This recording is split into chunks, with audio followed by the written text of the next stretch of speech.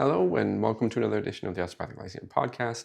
We're going to speak very specifically about the use of the barrier concept with respect to acute situations or acute patient presentations. So when somebody shows up and they're in a fair amount of discomfort, it's very recent, they're having a very hard time moving things, there's a lot of external signals of pain and discomfort.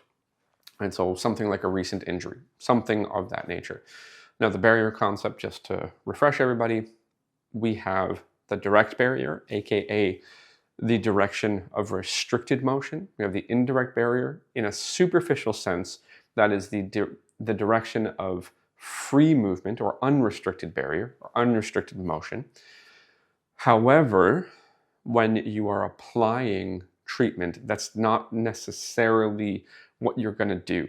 So to be clear, if you are doing what would be called a direct treatment, you are moving in the direction of restriction while avoiding protective responses.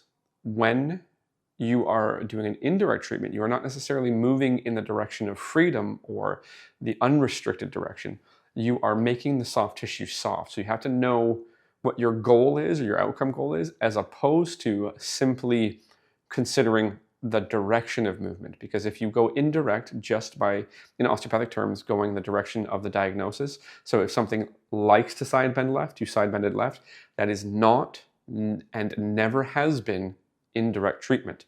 Indirect treatment, if you read the descriptions, especially in the glossary of osteopathic terminology that is generally available in Foundations of Osteopathic Medicine, and there is a separately printed and online available glossary of osteopathic terminology. When you read about the indirect methods, your monitoring phenomenon is making the soft tissue soft. So when you're doing indirect treatment, if something's side bent left, this is not indirect treatment. This is not indirect treatment.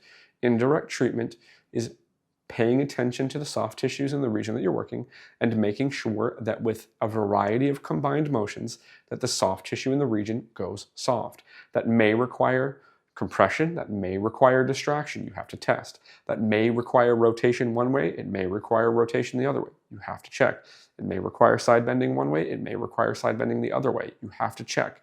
And you have to check how all these combine because you want the soft tissue to go soft. Mechanistically, you're going to consider that the most likely mechanism of action for that is reducing firing frequency of muscle spindles. That's what you're going to assume, whether it's the correct thing or not. You could go broader and say it is a reduction in firing frequency from nerve endings that are sensing the length of soft tissues, whatever soft tissues they may be. Therefore, you're changing the interface between sensory information and sensory frequency and motor output. Okay, so in acute situations, because if we talk about the barrier concept with respect to the heuristic that I propose, which is don't make them say ouch, in acute situations, that would mean that your immediate assumption is you're going to go indirect. Now, this is not always the case. You have to test.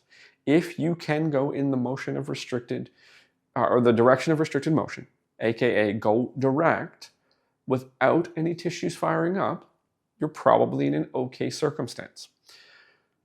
You're more likely to want to go indirect on simple account of being able to manage sensory firing. So you're not going to give the person a reason to protect themselves.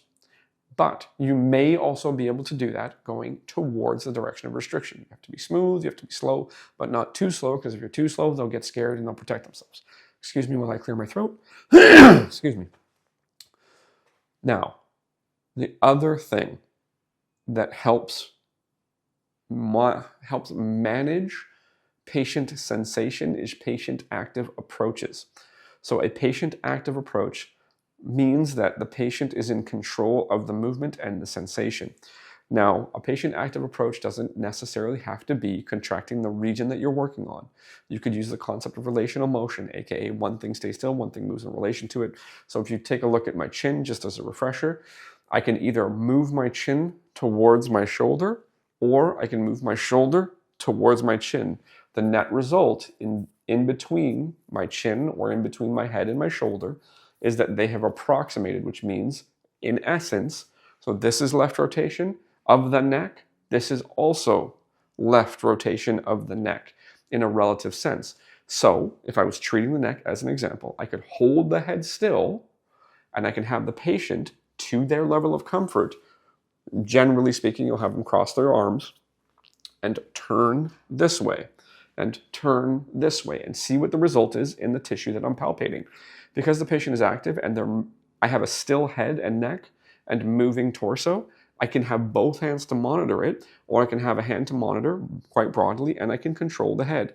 I can generate a little bit of compression, a little bit of distraction, whatever I need to generate the circumstance in that acute circumstance, or so to generate the outcome in that acute circumstance of getting motion while maintaining the soft tissue being as soft as possible, and also reducing sensation because the patient is in control. So all this comes together to point to, in acute situations, the top of your hierarchy is preferentially, whether you go direct or indirect, really making sure that the tissue doesn't fire up. I would suggest indirect first, because you are definitely more likely to manage sensory information that would be considered noxious or negative or painful. And also patient active approaches, not contracting the area that you're working on, but thinking about what you can keep still and what you can move in relation to it so you get the net result that you want and the patient is in control. In acute situations, the line between something that is acceptable and something that the patient needs to protect themselves with or from is finer. So patient active approaches in legitimately acute situations where people are very clearly in distress, very clearly showing you signs that things are being interpreted as pain. They're showing you signs that they're protecting areas that they don't want to move them. When you touch them, they're much more likely to jump. They're much more likely to protect themselves. When you see all of that coming together, if you put at the top of your hierarchy a willingness to try patient active approaches using relational motion, one thing stays still, one thing moves in relation to it, but not contracting the region actively that you're working on that the person is trying to protect, because when they contract it, the motor signals go on, the sensory signals go on. They're more likely to need to protect themselves. So you can work on it in a different way if you use relational motion. So again, the simple example based on how this shot is set up, for those who can see it, for those who can't, essentially I look at my chin, I point at my chin and I point at my shoulder, thinking about my left shoulder. So I can either turn my head to the left so that my chin gets closer to my left shoulder, or I can keep my chin still and twist my torso to the right so that my left shoulder comes forward and closer to my chin. That's the same thing. It's the same net movement. It may not be the same magnitude of movement, but it's the same net movement. And when the patient does it themselves, they control the sensation. They can listen to the signals that they feel that no practitioner can and do it much more appropriately. So you have to be very clear in acute situations directing the patient to say, I want you to make this movement. I want you to turn your shoulders this way. I want you to go smooth. And if it starts to hurt, don't go any farther, because if it hurts, it's your fault, right? So colloquially or as a joke, you say, if it hurts, it's totally your fault. You're not necessarily blaming them, but you're making it a lighter situation and saying, hey, just be careful. Please control the sensation so that we don't get the protective responses. If we can get enough of that in total, we can get you moving a little bit better. We can maybe give you a more, I won't say pain-free, a more sensation-free or negative sensation or sensation that you want to protect yourself from range. There's lots of different ways to say it, but basically it's more free range of motion without a sensation that the patient is going to feel the need to protect themselves from or avoid.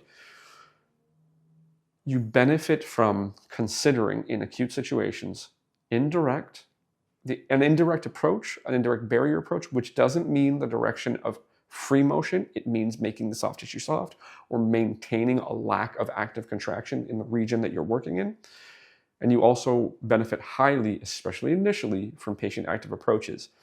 Clinically and experientially, I can tell you that you'll want to move them, keep them passive, because you're trying to be as sensitive and slow and smooth as possible. And sometimes it works and sometimes it doesn't.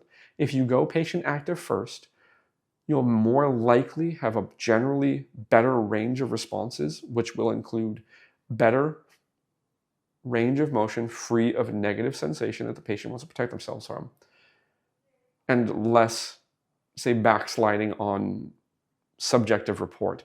So they won't get off the table saying, like, you'll be able to see them move better, but saying that they don't feel good or that they feel a little sore.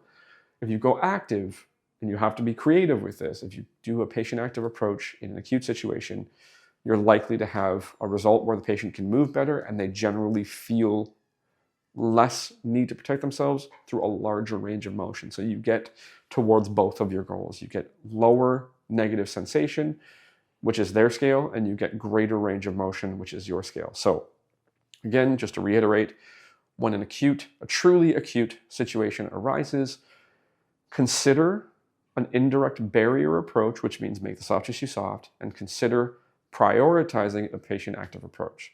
So for all the reasons that I've said already, and just reiterating one last time, when a truly acute situation shows up, consider prioritizing an indirect barrier approach, which means make the soft tissue soft or keep them soft. You can go direct. You definitely can, as long as the area doesn't fire up or the patient doesn't show you protective responses.